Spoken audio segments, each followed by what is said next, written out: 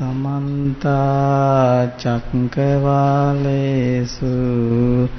अत्रा गच्छन्तु देवता सद्धम्मं मुनिराजस्य सुनन्तु सग्गमोक्खधं धम्मश्रवण कालो अयं बधन्ता धम्मश्रवण कालो अयं बधन्ता धम्मश्रवण कालो अयं बधन्ता साधु नमो तस् भगवतो अरहतो सम्मा सम्बुद्दस्य नमो तस् भगवतो अरहतो सम्मा सम्बुद्दस्य नमो तस् भगवतो अरहतो सम्मा सम्बुद्दस्य साधु साधु साधु श्रद्धा संपन्न सद्धर्मय असनु कमति කාරුණික පින්වත්නි ඊ타ත්ම වාසනාවන්ත කාලයක මිනිස්සෙක් වෙලා ඉපදුණු අපිට ඒ බුද්ධ ශාසනයේ උණුසුමත් අපිට ලැබුණම මේ මනුස්ස ජීවිතයේ වටිනාකම තවත් බෙහෙවින්ම වැඩි කරගන්න පුළුවන්. ඒ නිසා මේ පින්වත් අය කල්පනා කරන්න ඕන අපි ඊ타ත්ම දුර්ලභවම තමයි මේ ජීවිතය ලැබුවේ. බුද්ධෝත්පාදි කාලය තුල මිනිස්සෙක් වෙලා උපදින එකත් ඒ වගේම දුර්ලභයි. සද්ධර්මය අහන්න ලැබෙන එකත් අතිශයින්ම දුර්ලභයි. මේ දුර්ලභ කාරණා රාශියක් අපි ඒක රාශී වෙච්ච නිසා අපිට දැන් පින්වත් පිරිස කල්පනා කරගන්න ඕන එන වාසනාවන්තම දෙයක් තමයි දැන් අපිට ලැබිලා තියෙන්නේ. හැබැයි පින්වත්නි මේ වාසනාවන්ත දෙය තුල මේකේ වාසනාව අපිට ලැබෙන්න නම් විශේෂයෙන්ම බුදුරජාණන් වහන්සේ ඉපදිච්ච කාලයේ මිනිස්සෙක් වෙලා ඉපදුනත් අපට සද්ධර්මය නොලැබුණොත් ඒ වාසනාව අපේ අතින් මොකද වෙන්නේ? අහිමි වෙනවා. ওই වාසනාව අපිට නැති වෙනවා. ඒ නිසා පින්වත්නි අපි උත්සාහ දරන්න ඕන මෙන්න මේ මනුස්ස ජීවිතේ වටිනාකම ලබා ගන්නට නම් බුද්ධ ශාසනයට ඇතුළත් වෙන්න නම් බුදුරජාණන් වහන්සේ කෙරෙහි ශ්‍රී සද්ධර්මයේ කෙරෙහි ශ්‍රාවක සංඝ රත්නයේ කෙරෙහි ශ්‍රද්ධාව ඇති කර ගැනීම සඳහා නම් ඔබ අනිවාර්යයෙන්ම පින්වත්නි සම්මා දිට්ඨිය උපදවාගත යුතුයි. ඔබට සම්මා දිට්ඨිය ඉපදුනේ නැතිනම් ඔබ දුකෙන් හෝ අකමැත්තෙන් හෝ කල්පනා කරගන්න ඔබට තවම බුදුරජාන් වහන්සේගේ දහම ලැබුණේ නැහැ. ඔබ ශාසනයට අයිති නැහැ. ශාසනයට අයිති වෙන්න නම් බුදුරජාන් වහන්සේ දේශනා කරන්නේ සම්මා දිට්ඨිය උපදවා ගත්ත කෙනා තමයි ඒ දෘෂ්ටිය ඍජුණු කෙනා තමයි ශාසනයට ඇතුළත් වීම වෙන්නේ. ඒ නිසා පින්වත්නි අපි අද දවසේ මේ පින්වත් පිරිස වෙනුවෙන් ඒ සම්මා දිට්ඨිය උපදවා ගැනීම සඳහා හේතු වන ධර්ම දේශනාවක් අපි දේශනා කරන්නට හිතාගත්තා. ඉතින් ඒ ධර්ම දේශනාවට ඔබ අහලා තියෙනවා සබ්බ දානං ධම්ම දානං ජිනාති කියලා සියලු දානයන් පරදනවා ධර්ම දානය.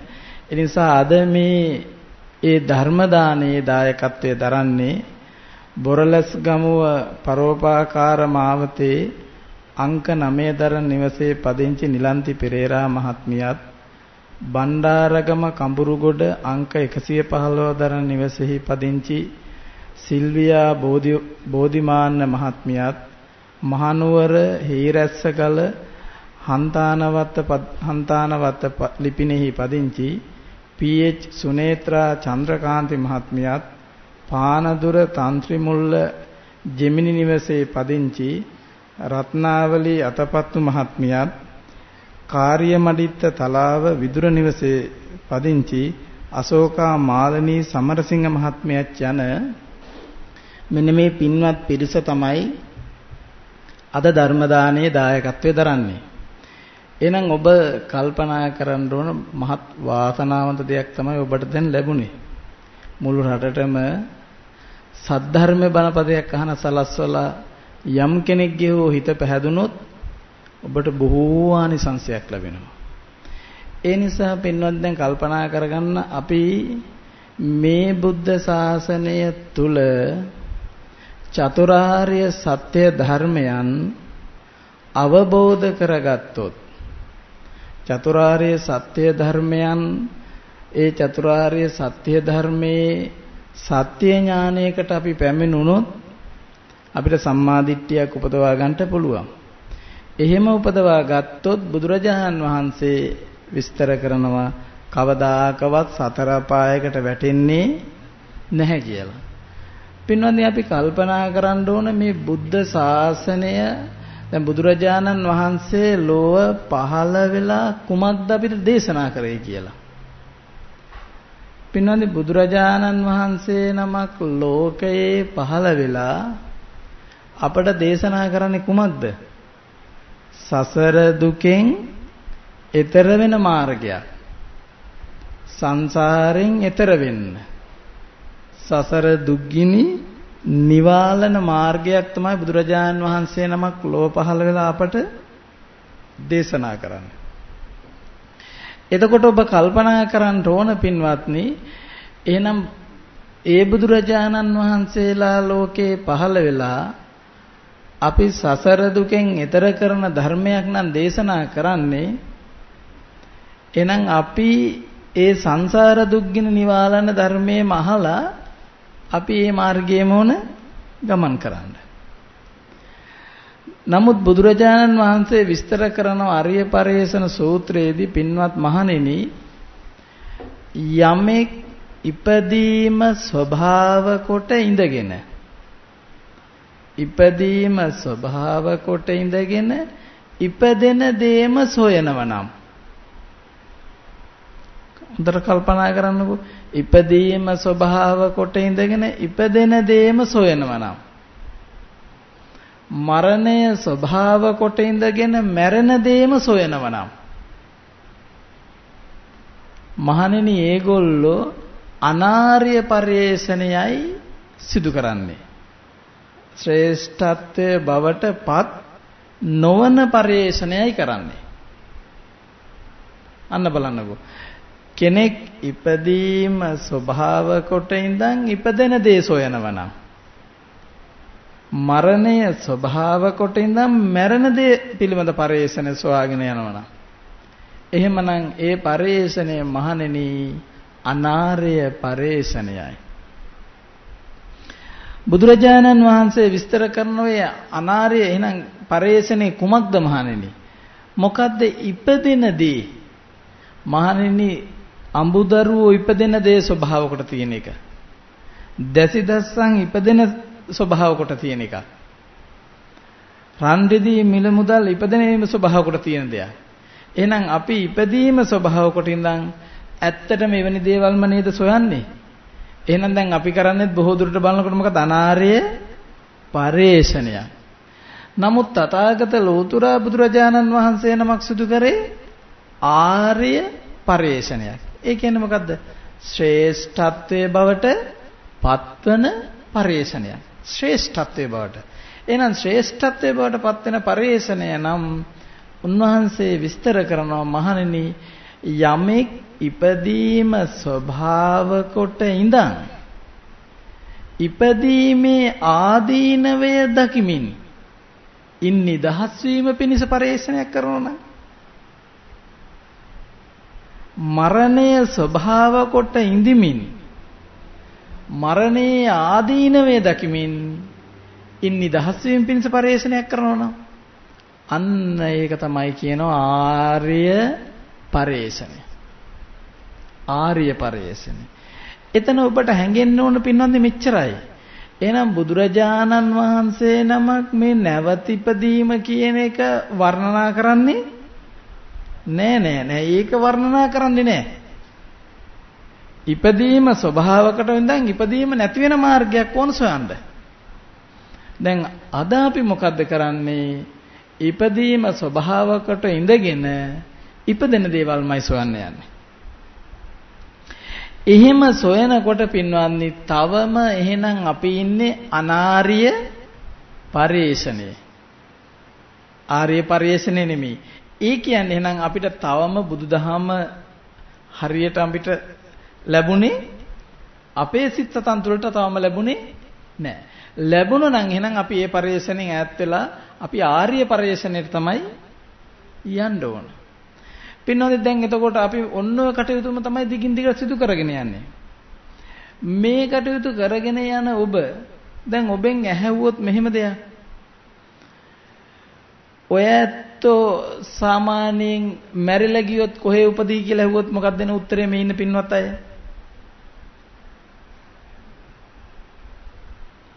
ඕගොල්ලෝ මොකක්ද දෙන උත්තරේ? මේ මෑණිවරුන්ට හිතෙන කොතන උපදී කියලා හිතනවද? දිව්‍ය ලෝක, මනුස්ස ලෝකවලද? දැන් ඕගොල්ලන්ට හිතෙන්නේ දිව්‍ය ලෝක උපදීද, මනුස්ස ලෝකවල උපදීද? බ්‍රහ්ම ලෝකවල උපදීද? එහෙමනම් සිව්වපය උපදීද? බල්ල බලලු නයි සර්පේ වෙලා, ප්‍රේතයෝ වෙලා ඒ අපායවල උපදීද? නේ?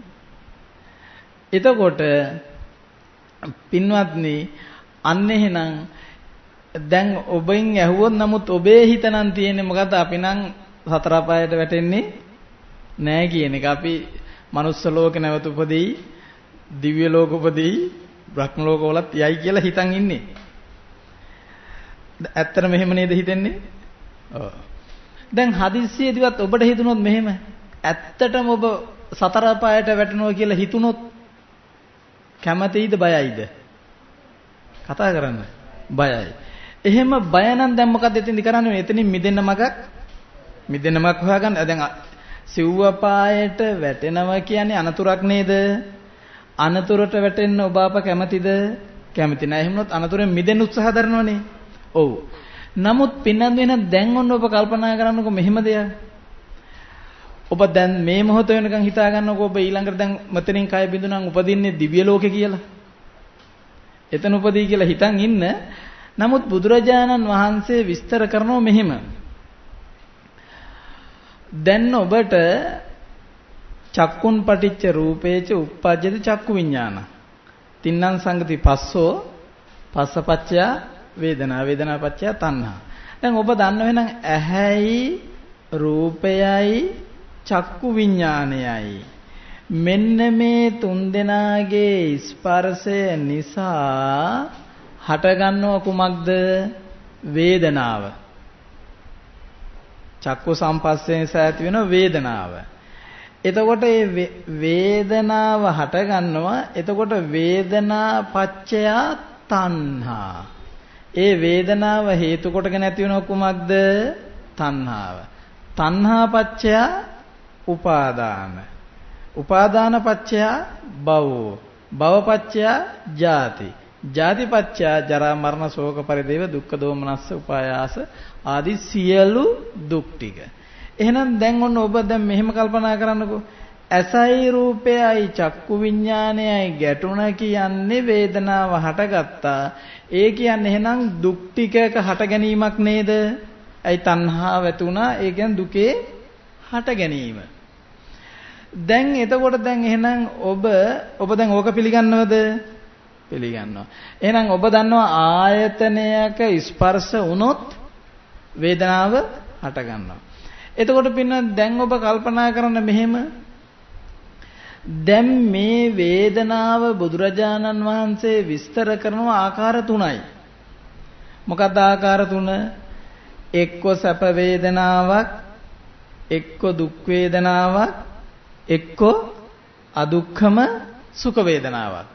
දැන් ඔබට ඇහැයි රූපයයි චක්කු විඥානයයි ගැටෙනකොටම ඇති වෙන වේදනාව එක්කෝ ඒ වේදනාව සැප එකක් වෙන්න පුළුවන්. එක්කෝ වේදනාව දුක් එකක් වෙන්න පුළුවන්. එක්කෝ වේදනාව උපේක්ඛා වේදනාවක් නැත්නම් අදුක්කම සුඛ එකක් වෙන්න පුළුවන්. ඒක පිළිගන්නවද ඔබ? කතා කරන්න. පිළිගන්නවනේ? ඔව්. අනිවාර්යයෙන්ම ඇස, කන, නාසය, දිව, කය, මන කියන මේ මොන ආයතනයක ස්පර්ශයක් ඇති වුණත් වේදනාව හට ගන්නවා. ඒ වේදනාව ආකාර තුන තමයි ඔන්න ඔය සැප වේදනාවක් හෝ වේවා, දුක් වේදනාවක් හෝ වේවා, අදුක්ඛම සුඛ වේදනාවක් හෝ වෙනවා. ඔය තුනෙන් එකක් ඇති වෙනවමනේ. ඔව්. එතකොට පින්වත්නි දැන් ඒක තේරුන්නේ නැද්ද? තේරුණා. දැන් ඔබට සමහර වෙලාවට හිතන්න දැන් කවුරු හරි කෙනෙක් දැක්කා. දැක්කට පස්සේ ඔබ ප්‍රිය කරන කෙනෙක් වුණොත් ඒ වේදනාව මොකද්ද? සැප වේදනාව. දැන් ඔබ දකින්න අකමැති තරහකාරයෙක් රූප ගැටුණොත් දැන් මොකද්ද ඇති වෙන්නේ? දුක් වේදනාවක්. එහෙම ඒ දෙක අතරමැදි සාමාන්‍ය කෙනෙක් දැක්කොත් ඒක සැපත් නැහැ දුක්වත් නැති වේදනාවක් නේ. ඒක අදුක්ඛම සුඛ වේදනාව. ඔය ක්‍රියාව දැන් දවසේ අපි වැඩිපුරම නෙමෙයි මුළු දවසේම අපේ ආයතනන් උපදිනකොට ඔන්න ඔය වේදනාවල නේද ඉන්නේ අපි කතා කරන්නේ. එහෙම නේද? ඕකෙන් පිටහෙක නෑනේ. නෑ. එතකොට දැන් කල්පනා කරන්න බුදුරජාණන් වහන්සේ අපිට විස්තර කරනවා මෙන්න මෙහෙම. මහණෙනි සැප වේදනාවක තියෙන්නේ රාගානුසයයි.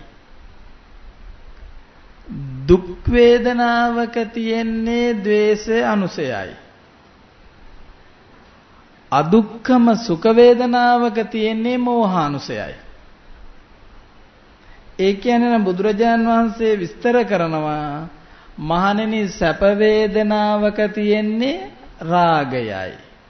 දුක් වේදනාවක තියෙන්නේ ද්වේෂයයි. අදුක්ඛම සුඛ වේදනාවක තියෙන්නේ මෝහයයි. දැන් මේ කවුද දේශනා කරන්නේ? බුදුරජාණන් වහන්සේ. දැන් ඔබ පිළිගන්නවද ඒක? පිළිගන්න වෙනවා. එහෙනම් දැන් කල්පනා කරන්න. එහෙනම් ආයතනයක් ඉපදුනා කියන්නේ එහෙනම් රාග, දේශ, මෝහ. මේ ධර්මයේ තියෙන්නේ ඇඟට නෙවෙයි නුවණට. ඒ නුවණින්ම විමසන්න මේක. කියන පදයක් පාසාම නුවණින් විමසෙන්න ඕන. එතකොට එහෙනම් දැන් ඔබ දන්නවා ඇසයි රූපයයි චක්කු විඥානයයි එකතුනා කියන්නේ වේදනාව හටගත්තා. ඒ වේදනාව සැප හෝ වේවා දුක් හෝ වේවා අදුක්කම සුඛ හෝ වේවා වේදනාව ඒ තුනෙන් එකක තියෙනවා. එතකොට දැන් බුදුරජාණන් වහන්සේ විස්තර කරනවා සැප වේදනාවේ අනුසය ධර්මය රාගයයි. දුක් වේදනාවේ අනුසය ධර්මය ද්වේෂයයි. අදුක්ඛම සුඛ වේදනාවේ අනුසය ධර්මය මෝහයයි. එහෙනම් දැන් ඔන්න ඔබට නුවණ තියෙන්න ඕන මෙහෙම. ආයතනයක් ඉපදුනා කියන්නේ එහෙනම් රාග හෝ දේශ හෝ මෝහ. රාග දේශ මෝහ. එතකොට දැන් ඔන්න කල්පනා කරන්න. දැන් ඒක පිළිගන්නවද ඔබ? ඔව්. එහෙනම් දැන් ඔබ මෙහෙම කල්පනා දැන් ඔබ හිතුවනේ දැන් මීට මොහොතකට කලින් දැන් ඔබ හිතුවේ අපි නම් මැරලා ගිහිල්ලා උපදින්නේ කොහෙද? දිව්‍ය ලෝකවල හෝ මනුස්ස ලෝකේ. එහෙම නේද? එතකොට දැන් ඔන්න ඔබ කල්පනා කරන්න මෙහෙම. ඔබ මට මේකට උත්තර දෙන්න. දැන් ඔබ මිය යන්න හදන මොහොතක මැරෙන්න හදන මොහොතේ ඔබේ හිතට රාග හිතක් ආවොත් ඔබ මැරලා ගිහින් උපදින්නේ මනුස්ස ලෝකෙද? දිව්‍ය ලෝකෙද? කතා කරන්න. නෑනේ. රාග හිතක් තිබුණොත් අනිවාර්යයෙන්ම අපි උප්පත්තිය ලබන්නේ වෙලාවේ සතර අපායයි. තිරිසන් ලෝකෝ නිරේවල උප්පත්ති ලබන්නේ. දැන් මැරෙන්න හදන මොහොතක අපිට ද්වේෂසිතක් ආවොත් ඔබ මනුස්ස ලෝක දිව්‍ය ලෝක උපදීද? උපදීද? නෑ. ඒත් උපදින්නේ සතර අපාය. මැරෙන්න හදන මොහොතේ අපිට මෝහසිතක් ආවොත් අපි උපදින්නේ කොහෙද? ඒත් සතර අපාය. එහෙනම් දැන් අන්න මරණාසන්න මොහොතේ රාගහිත පහළ වුණත් අනතුරේ, දේශසිත පහළ වුණත් අනතුරේ, මෝහසිත පහළ වුණත් අනතුරේ. දැන් පෙරලා බලන්න ආපස්සට නුවණින් විමසන්න. දැන් අපි රාග, ద్వේෂ, මෝහ සිත් වලද ඉන්නේ කියලා. එහෙනම් දැන් ඔන්න කල්පනා කරන්න බුදුරජාන් වහන්සේ විස්තර කරනවා ආයතනයක් ඉපදුනා කියනකොට වේදනාව හට ගන්නවා. ඒ වේදනාව ආකාර තුනක් විස්තර කරා සැප වේදනා, දුක් වේදනා, අදුක්කම සුඛ වේදනා. එහෙනම් සැප වේදනාවේ තියෙනවා කිව්වේ රාගයයි, දුක් වේදනාවේ තියෙනවා කිව්වේ ද්වේෂයයි, අදුක්කම සුඛ වේදනාවේ තියෙනවා කිව්වේ මෝහයයි. එහෙනම් දැන් ඔබට තේරෙන්න ඕන ඔබ හැමතිස්සෙම එහෙනම් රාග, දේශ, මෝහ සිත් ඇතුව නේද ඉන්නේ? ඔව්. එහෙනම් අනිවාර්යෙන් දැන් කල්පනා කරන්න ඔබ මැරුණොත් දැන් කොහෙද යන්නේ? කොහෙද යන්නේ? දැන් ඉස්සෙල්ලා සමහර පිරිසක් කිව්වා යනහා දන්නේ නැහැ කියලා. කට්ටියක් කිව්වා දිව්‍ය ලෝක මනුස්ස ලෝක කියලා. දැන් ඔබ කියන්නේ දැන් අනිවාර්යෙන් ඔබ කොහෙද යන්නේ? සතර අපායෙම යතබතන් නිකිතෝ ඒවන් නිරේ කියන වගේ හිසේ තියපු බරක් බිම තියෙන වගේම මෙතනින් කය බින්දෙනකොටම අර එකකින් ඉපදිලා. කිසිදු බ්‍රේක් එකක් නැහැ. අධිවේගී මාර්ගය යන වගේ තමයි ගිහපු ගාම මෙතනම තමයි යන්න වෙන්නේ. අන්න බලන්නකෝ. එතකොට දැන් ඔබ අනිත් පැත්තට ආපස්සට නොනි විමසන්නකෝ. දැන් අපි දවසේ පැය 24 ඇතුළතම හැම මොහොතකම කරන්නේ එක්ක විඳින්නේ සැප වේදනාවක්, එක්ක විඳින්නේ දුක් වේදනාවක්, එක්ක උපේක්ඛා වේදනාවක්. ඔය තුනෙන් පිට විඳින වෙලාව එකක් තියෙනවද? නෑනේ. සැප විඳ කියන්නේත් අනතුරේ, දුක් විඳ කියන්නේත් අනතුරේ, උපේක්ඛා වේදනාව විඳ කියන්නේත් අනතුරේ. දැන් ඔබට ප්‍රත්‍යක්ෂ වශයෙන්ම තේරෙනවද ඔබ දැන් යන්නේ කොතෙන්ද කියන එක? ඔව්. දැන් එතකොට ඔබ වෙන කටයුතු කරයි කියලා දැන් හරියයිද? නමුත් බුදුරජාණන් වහන්සේ විස්තර කරනවා මහණෙනි යමෙක් සම්මාදිට්ඨියට ආවොත් එයා නම් කවදාකවත් සිව්ව පායට වැටෙන්නේ නැහැ කියලා. වැටෙන්නේ නැහැ කියලා. දැන් එතකොට ඔබට තේරෙනවා ඇත්තටම දැන් අපි කොච්චර සැප පහසු විදිහකට හිටියත් අපේ කය බිඳුනට පස්සේ නම් යන්න වෙන තැන දැන් ඔබට නුවණින්ම තේරෙනවනේ. දැන් අපේ අම්මලා සීයලා ඥාති හිතයිසින් ගිය තැනුත් දැන් තේරෙනවද? ඒකේ ගිහිපු තැන දැන් තේරෙනවද? තේරෙන්න ඕන දැන් ඔබට. එහෙනම් දැන් ඔබට මේක අනතුරක් නම් දැන් ඔබ මොකද්ද කරන්න ඕන? දැන් වැටෙන්න හදන්නේ දුකට නේද? කතා කරන්න. දුකට. එහෙනම් බුදුරජාණන් වහන්සේ නමක් ලෝකේ පහළ වෙලා කුමක් දේශනා කරන්නේ? දුක නිවෙන මගක්. දුකෙන් අත් මිදෙන, දුක නිමෙන මගක්. එහෙනම් දැන් අපිට ලොකු අනතුරක් තියෙනවා කියලා අපි දැනගත්තා නම් අපි දැන් ඉක්මන් කරලා වහවහ බුද්ධ වචනය තමයි හිස ගිනිගත් කෙනා ගින්න නිවන්න උත්සාහ දරන වගේම චතුරාර්ය සත්‍ය අවබෝධයේ පිණිස කටයුතු කරන්න කියනවා. එහෙනම් දැන් ඔන්න ඔබට තේරෙනවා දෙයනේ කුමන වැඩක් කර කර හිටියත් අපිට වැටෙන්න වෙන්නේ නම් පහලට. එහෙනම් දැන් ඔන්න හිස ගිනි ගත්තා වගේම උත්සාහ දරන්න මේ චතුරාර්ය සත්‍ය ධර්මය අවබෝධ කරගන්න. එහෙනම් දුක නිවෙන පිළිවෙතක් පාදා ගන්න try කරන්න ඕන. එහෙනම් කොහොමද අපි දුක නිවෙන පිළිවෙතක් සොයාගන්නේ? පින්නෝනේ දුක නිවෙන පිළිවෙතක් තමයි එහෙනම් අන්න මධ්‍යම ප්‍රතිපදාව අපි ලබා ගන්න ඕන. මධ්‍යම ප්‍රතිපදාව කියලා කියන්නේ පින්වත්නි දුක්ඛ නිරෝධ ගාමිනී ප්‍රතිපදාව. ඒ කියන්නේ ආර්ය අෂ්ටාංගික මාර්ගය. එතකොට පින්වත්නි ආන්නේ ආර්ය අෂ්ටාංග මාර්ගය අපි උපදවා ගන්න ඕන. එහෙම නැති වුණොත් අනතුරේමමයි.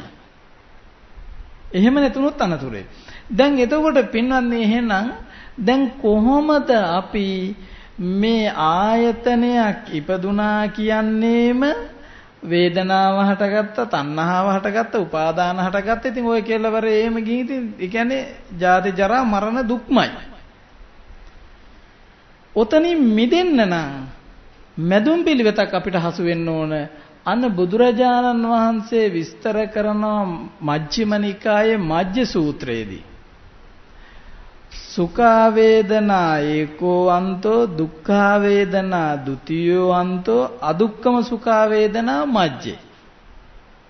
නුවණ තියෙන අය තමයි මේ දහම ඉතින් තේරුම් ගන්න උත්සාහ කරන්න. ඇයි අපේ ලෙඩ හරි දරුණුයි. දරුණුයි කියන්නේ දැන් පහලට වැටුණා කියන්නේ වැඩේ අමාරුයි. ඒ නිසා අපිට වීරිය උත්සාහය සිහිය තියෙන්නම ඕන මෙතනින් ගැලවෙන්න. ඒ නිසා දැන් කල්පනා කරන්න බුදුරජාණන් වහන්සේ මැදුම් පිළිවෙතක් දැන් අපට දෙනවා. මෙන්න මහණෙනි දැන් වේදනාව නිසා දැන් නුඹලා වැටෙනවා මේ පහලට. දැන් මෙන්න මේකේ මැදුම් පිළිවෙත විදිහට අපිට දෙනවා කුමක්ද? මහණනි සැප වේදනාව ඒකාන්තයක්, දුක් වේදනාව ඒකාන්තයක්, උපේක්ඛා වේදනාව මැදයි කියලා. මැදුම් පිළිවෙතට දෙන උපේක්ඛා වේදනාව. එතකොට දැන් මේ කොහොමද දැන් මේ මැදුම් පිළිවෙතට උපේක්ඛා වේදනාව දුන්නට කොහොමද අපි දැන් මැදුම් පිළිවෙත දැන් මේක අපි හදා ගන්න, උපයා ගන්න ඕන, සපයා ගන්න ඕන. කොහොමද අපි මේ මැදුම් පිළිවෙත ගන්නෙ? ඒකෙදි පින්වත්නි සැප වේදනාව ඒකාන්තයක්, දුක් දැන් අපි ඇහැයි රූපයයි චක්කු විඥානයයි ගැටෙනකොට අපිට ඒ වේදනාව සැපක් වුණා. සැප වේදනාවක් වුණොත් අන්තයක්. ඒ ගැටුණු වේදනාව දුකක්. ඒ වුණත් අන්තයක්. හැබැයි ගැටෙන වේදනාව අදුක්කම සුඛ නැත්තම් උපේක්ඛා වුණොත් අන්න මධ්‍යම ප්‍රතිපදාව. හැබැයි දැන් මධ්‍යම ප්‍රතිපදාව කියනකොට දැන් ඔබ කල්පනා කරන්න එපා අර ඇහැයි රූපයයි චක්කු විඥානයයි ගැටෙනකොටම දැන් වේදනා තුන් ආකාරයයිනේ. එතනද කියපු අදුක්කම සුඛ වේදනාව නෙමෙයි. ඒ අදුක්කම සුඛ වේදනාව මෝහයනේ. ඒක මෝහය. ඒක අනතුරක්.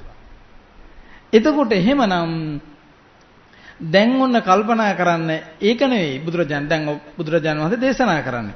දැන් ඔබ දන්නෝනේ පිනොත් නේන ආයතනයක් ඉපදුනා කියන්නේම රාගය, ද්වේෂය, මෝහය.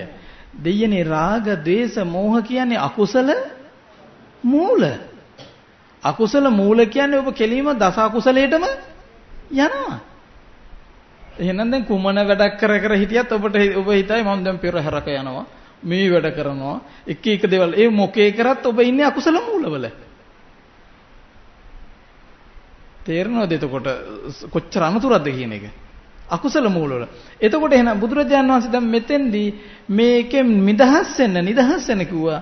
එහෙනම් ඇහැයි රූපයයි චක්කු විඥානයයි ගැටෙනකොට අපිට සැප වේදනාවක් එනවා. අන්නේ සැප වේදනාවක් එනකොට ඔන්න ඒ සැප වේදනාවේදී අපි සැපවත් වෙන්නේ නැහැ. නොවෙන්නේ කොහොමද? නොවෙන්නේ දැන් අපි දකිනව නුවණින් ඒ සැප වේදනාව ඇති උනේ ඇසයි රූපයයි චක්කු විඥානයයි කියන හේතු තුනක ගැටීමක් නිසා තමයි යමක් අපිට පෙනුනේ. ඒ හේතු තුනේ ස්පර්ශය නිසා තමයි යමක් පෙනුනේ. එතකොට ඒ පෙනුන යමක් ඒ පෙනුනේ අර හේතු ඇති කල්හි තමයි පෙනුනේ. දැන් පෙනෙනකොටම හේතු නිරුද්ධයි. පෙනෙනකොටම හේතු නිරුද්ධයි. එහෙනම් පෙනෙනකොටම හේතු නිරුද්ධයි කියන්නේ ඵලයක් නිරුද්ධයි. එතකොට එහෙමනම් අපිට ඒ සැප වේදනාවේ සැපවත් වෙන්න දෙයක් ඇත්තේ නෑ. අන්න ශ්‍රුතවත් ආර්ය ශ්‍රාවකයා දකිනවා මට ඇහැයි රූපයයි චක්කු විඥානයයි ස්පර්ශ වීම නිසා මේ හේතු තුන ගැටීම නිසා යමක් පෙනුණා. මේ පෙනුණු දේ අර හේතු ගැටීම නිසාමයි. දැන් හේතු නිරුද්ධයි. එහෙනම් මේ ඵලයත් නිරුද්ධයි. එතකොට මේක සැපයි කියලා හිතන්න දෙයක් අපිට, ඒකට තණ්හා කරන දෙයක් අපිට ඇත්තේ ඇයි? ඒ සැප වේදනාවට ඇලෙන්න දෙයක් නැහැ. ඒ කියන්නේ තණ්හා කරන්නේ. එහෙනම් රාගානුසය නැති වෙනවා. ඇයි නැති වෙන්නේ? මේක අර හේතු තුනක් නිසානේ හටගත්තේ. දැන් මේ මොහොතේම හේතු නිරුද්ධයි. අන්න එතකොට යා සැප වේදනාවේදී සැපවත් වෙන්නේ නැතුව උපේක්ඛා වෙනවා. සැපේදී සැපවත් නැතුව උපේක්ඛා වෙනවා. එතකොට ඒ වගේම යා දකිනවා ඇසයි රූපයයි චක්කු විඥානයයි කියන මේ හේතු තුන ගැටීම නිසා මට දැන් දුක් වේදනාවක් ඇති වුණා. මට දැන් දුක් වේදනාවක් ඇතිවීමට ඉවහල් වූ හේතු ධර්මයෝ දැන් නිරුද්ධයි. ඒ ඉවහල් වූ හේතු ධර්මයන් නිරුද්ධ නම් ඒ දුක් වේදනාවත් නිරුද්ධයි. එහෙනම් ඒක නිරුද්ධයි කියලා දකිනව නම් ශ්‍රතවත් ආර්ය ශ්‍රාවකයා ඒ ද්වේෂසිතට ද්වේෂ කරනවද?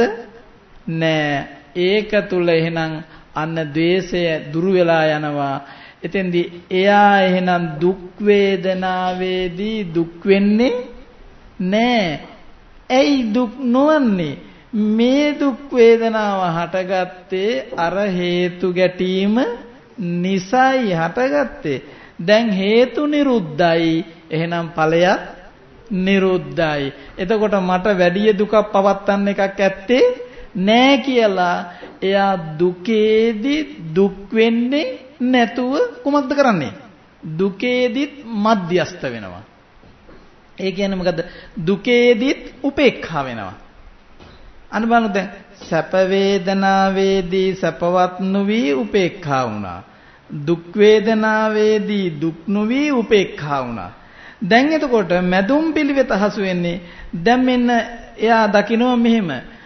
ඇහැයි රූපයයි චක්කු විඥානයයි ගැටීම නිසා දැන් මට අදුක්ඛම සුඛ වේදනාවක් හටගත්තා. ඒ කියන්නේ උපේක්ඛා වේදනාවක් හටගත්තා. එතකොට එයා දකිනවා මේ හටගත් උපේක්ඛා වේදනාවද හේතු නිසායි හටගත්තේ.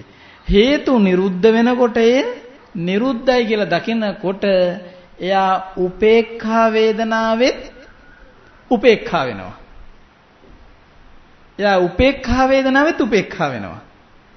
එහෙනම් ඔන්න දැන් ඔබට දකින එකම දසුන තුල සැප වේදනාව හටගත්තත් ඔබ උපේක්ඛා වෙනවා.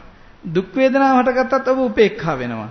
අදුක්කම සුඛ වේදනාව හටගත්තත් ඔබ උපේක්ඛා වෙනවා. අන්න එහෙනම් ඔබට මැදුම් පිළිවෙත හමු වුණා කුමක්ද? මෙන්න උපේක්ඛාව. ආයතනයේ ගැටෙනකොට ඔබ උපේක්ඛාවට ආව කියන්නේ මැදුම් පිළිවෙතයි, දුක්ඛ නිරෝධ ගාමිනී ප්‍රතිපදාවයි. ඒ අපිට මුණ ගැසුනේ. එතකොට මේ දුක්ඛ නිරෝධ ගාමිනී ප්‍රතිපදාව නැත ආර්ය ශ්‍රාංග මාර්ගය අපිට මුණ ගැසෙන්නේ. එහෙනම් ඒ මුණ ගැසෙන්නේ කුමක් නිසාද? දැන් ඔබ ඒ දකින දර්ශනය තුල සැප වේදනාවක් හටගත්තනම් අපි දකිනවා ඒ සැප වේදනාව හටගත්තේ හේතු ඇති කල්ලි. දුක් වේදනාව හටගත්තනම් දුක් වේදනාව හටගත්තේ හේතු ඇති කල්ලි. අදුක්කම සුඛ වේදනාව හටගත්තනම් අදුක්කම සුඛ වේදනාව හටගත්තේ හේතු ඇති කල්ලි. එහෙනම් දැන් අපි දන්නවා හේතු ඇති කල්ලි හටගත්තනම් හේතු නිරුද්ධ වෙනකොට නිරුද්ධ වෙනවා කියලා දකිනකොට අපි මේ වේදනාවට තණ්හා කරන්නේ නැහැ. අන්න වේදනා පච්චා තණ්හා නේ. දැන් එතකොට මේකේ ඇත්ත දකිනකොට මෙයා වේදනාවට තණ්හා කරන්නේ නැහැ. එහෙනම් තණ්හා නිරෝධ වෙනවා. තණ්හාව නිරුද්ධ වෙනවා. තණ්හාව නිරෝධය කියන්නේ උපාදාන නිරෝධා. උපාදාන නිරෝධා කියන්නේ භව නිරෝධා. භව නිරෝධා කියන්නේ ජාති නිරෝධා, ජාති නිරෝධා කියන්නේ ජරා මරණ ශෝක පරිදේව දුක්ඛ දෝමනස්යන්ගේ නිරෝධය. අන්න බලන්නකෝ. එහෙනම් ඔබ ඒ දකින දර්ශනය තුළ ඒ විදිහට දැක්කොත් මෙන්න දුක් ටික නිවෙනවා, දුක නිවෙන මග. එහෙම නොදක ඒ සැප වේදනාව සැපවත් වුණොත්, දුක් වේදනාවදී දුක් වුණොත්, උපේක්ඛා වේදනාවදී උපේක්ඛා වුණොත් අන්න තණ්හා කරා, ඊට පස්සේ උපාදාන කරා, භව ජාති ජරා මරණ අන්න දුක් ගොඩ හැදුනා. ඒක යථාර්ථය දැක්කනම් ඔබ දුකෙන් මිදුණා. එහෙමනම් පින්වත්නි ඔන්න මැදුම් පිළිවෙතක්. එහෙම නොවුනොත් පින්වත්නි මේ ශාසනය තුල අපිට පිහිටක් ලැබෙන්නේ නැහැ. මොකද ඔබ දන්නව එදා සිදුහත් බෝසතාණන් වහන්සේ ගිහිගේ අතහැරලා ගියාට පස්සේ ආලාර කාලාම උද්දකරාමල පුත්‍ර ළඟට ගියා. ඒ ගිහිල්ලා අෂ්ට සමාපatti ලැබුවා. ඊට පස්සේ ඇහුවා මෙච්චරද ඕගොල්ලෝගේ තියෙන මේ කටයුත්ත? ඔව් කිව්වා. මම හොයන නිවන මේක නෙමෙයි කිව්වා. මම හොයන මග මේ නෙමෙයි කිව්වා. ඇයි ඒගොල්ලොන්ට නැවත જાතියක් නැවත ඉපදීමක් තියෙනවා. එහෙනම් බුදුරජාණන් වහන්සේ සෙව්වේ කොහමද? නැවත ඉපදීමක් නැති, જાතියක් නැති, ජරාවක් නැති, ව්‍යාධියක් නැති, මරණයක් නැති තැන. එහෙනම් දැන් ඔබ කල්පනා කරන් දැන් ඔබ ඔය කරන කටයුතු වල අපි එක එක කටයුතු කරනවා. දැන් මේ ඉදිරියේ තියෙන වෙසක් සමය ඔය කටයුතු විවිධ දේවල් කරනකොට පින්වත්නි ඒව තුල අපිට නැවත ඉපදීමම ලැබෙන දේවල් නම් බුදුරජාන් වහන්සේ ඒක වර්ණනා කළේ නැති මගමයි. වර්ණනාවක් කළේ නැහැ. ඒ නිසා දැන් එහෙනම් ඔබ කල්පනා කරන්න. දැන් ඔබට ඔන්න දැන් දැනුණා අපිට ඊතාසුළු වෙලාවෙන්නේ අනුශාසනාවක් කරන්න වෙන්නේ. ලොකු වෙලාවක් නැහැනේ මේකෙදී අපිට පොඩි කොටසයි විස්තර කරන්න වෙන්නේ. ඒ නිසා දැන් ඔබ දැනගන්න අපි ආයතනයක් ඉපදුනා කියන්නේ වේදනාව හටගත්තා. වේදනාව හටගත්ත කියන්නේ සැප හෝ දුක් හෝ අදුක්කම සුඛ වෙන්න පුළුවන්. එහෙම වුණොත් රාග දේශ මෝහ තියෙන්නේ. රාග දේශ මෝහ වුණොත් අනිවාර්යයෙන්ම පහලටමයි වැටෙන්නේ. සිව්ව පායට වැටෙන්නේ. ඒ නිසා මින් නිදහස් වෙන්න නම් දැන් ඔබට තේරුණා අපි හැම මොහොතකම පවත්වන්නේ එක්ක රාගය, එක්ක ද්වේෂය, එක්ක මෝහය. එහෙනම් රාග, දේශ, මෝහ පවත්වන්නේ මෙහෙම පවත්වනවා කියලා කියන්නේ කය බිඳුනොත් එවන් වෙලාවක පහලටමයි වැටෙන්නේ. එහෙනම් ඔතනින් නිදහස් වෙන්න බුදුරජාණන් වහන්සේ මැදුම් පිළිවෙතක් දේශනා කරනවා. සැප වේදනාව ඒකාන්තයක්, දුක් වේදනාව ඒකාන්තයක්, උපේක්ඛා වේදනාව මැදයි කියලා. එහෙනම් උන්වහන්සේ විස්තර කරනවා.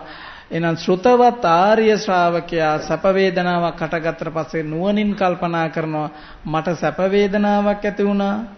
හේතු ඇතිකල්හි තමයි මේ සැප වේදනාව හටගත්තේ. හේතු නිරුද්ධ වෙනකොට මේ සැප වේදනාව නිරුද්ධයි කියලා දකිනකොටම අන්න සැප වේදනාව දිහා සැපවත් වෙන්නේ නැතුව උපේක්ඛා වෙනවා. දුක් වේදනාව හට ගන්නකොටත් ඒ විදිහට බලනවා. අදුක්කම සුඛ වේදනාව හට ගන්නකොටත් ඒ විදිහට බලනවා. එතකොට අන්න දැන් එයාට පේනවා මේ වර්තමානය තුලම එයාට මධ්‍යම ප්‍රතිපදාවක් දුක නිවෙන මගක්. පින්නන්නේ මේ බුදුරජාණන් වහන්සේ ධර්මයේ දේශනා කරන්නේ මේ ජීවිතයෙන් පස්සේ දුක නැති වෙන එකක් නෙමෙයි. මේ ජීවිතයෙන් පස්සේ නිවන් දකින එකක් නෙමෙයි. මේ ජීවිතය තුලම නිවන් දකින්න එක. මෙතනම නිවන් දකින්න එක. බුදුරජාන් වහන්සේගේ ධර්මය කියන්නේ මෙතනම සම්දිට්ඨිකයි මෙතන. ඒ කියන්නේ මෙතනම නිවන් දකින්න, මෙතනම අවබෝධ කරගන්න පුළුවන් දහම. එහෙනම් මෙතෙන්දිම දුක නිවෙන්න ඕන. එහෙනම් මෙතන දුක නිවෙන්න නම් අපිට වර්තමානය තුලම දුක අවබෝධ වෙන්න ඕන. ඒ දුක අවබෝධ කරගෙන ඔබට පුළුවන්කමක් තිබුණොත් මෙන්න මේ දහම නුවණින් විමස කල්පනා කරන්න. ඔබට ආයතනයක් ගැටෙනකොටම සිහි කල්පනා කරගන්න පුළුවන් නම් මෙන්න ආයතනයක් ගැටුණා. ඇහැයි රූපයයි චක්කු විඥානයයි මේ තුන්දෙනා එකතු නිසා අටගත් වේදනාව. ඉතින් මේ වේදනාවට තණ්හා කළොත් දුක් ගොඩමයි. මේ වේදනාවට තණ්හා නොකළොත් දුකෙන් නිදහස් වෙනවා. හැබැයි තණ්හා කරන්නේ නැහැ කියලා කිව්වට තණ්හාව නැහැ විතරනොද? නෑ. තණ්හා වෙනවමයි. තණ්හා වෙන එක නතර කරගන්න මොකද්ද කරන්න ඕන? කුමක් ඇතිකල්හිද වේදනාව ආවේ කියලා කල්පනා කරන්න. හේතු ගැටීම නිසායි වේදනාව හටගත්තේ. හේතු නිරුද්ධ වෙනකොටම වේදනාවද නිරුද්ධ වෙනවා. හේතු නිරුද්ධ වෙනකොටම වේදනාව නිරුද්ධ වෙනවා. හැබැයි එහෙම දකින සුතවත් ආර්ය ශ්‍රාවකයා සැපේදී සැපවත් වෙන්නෙත් නැහැ. දුකේදී දුක් වෙන්නෙත් නැහැ. එතෙන්දී අර අදුක්කම සුඛ වේදනාවේදී අදුක්කම සුඛ විදිහට ඉන්නෙත් නැහැ. එතෙන්දී යා මොකද්ද කරන්නේ? සැප වේදනාවෙත් උපේක්ඛා වෙනවා. දුක් වේදනාවෙත් උපේක්ඛා වෙනවා. උපේක්ඛා වේදනාවෙත් යා මොකද්ද කරන්නේ? යා උපේක්ඛා වේදනාවෙත් උපේක්ඛා වෙනවා. ඒ නිසා එහෙනම් කල්පනා කරගන්න මේ පින්වත් පිරිස දැන් උතුම් චතුරාර්ය සත්‍ය ධර්මයේ යම් ප්‍රමාණයක් කාලයේ හැටිය ශ්‍රවණය කරන් ලැබුණා. මේ අවබෝධ කරගත්තා වූ ධර්මයට අනුකූලව හිත හසුරවලා මේ උතුම් ගෞතම සාසනය තුලදීම චතුරාර්ය සත්‍ය අවබෝධයේ පිණසම හේතු වේවා වාසනාව වේවා කියලා සාදු. ඒ වගේම කල්පනා කරගන්න මේ උතුම් බුද්ධ ශාසනයත් ඔබ අපවත් හැමදෙනාම ආරක්ෂා කරනු ලබන්නා වූ පින් කැමති දෙවි දේවතාවුන් විසින් මේ පින්පෙත් අනුමෝදන් වේවා. ඒ වගේම දෙවියන්ද බලාපොරොත්තු වන්නා වූ නිවනින් සැනසීම පිණිස මේ පින් හේතු වේවා කියලා සාදුනාදයක් දෙනවා.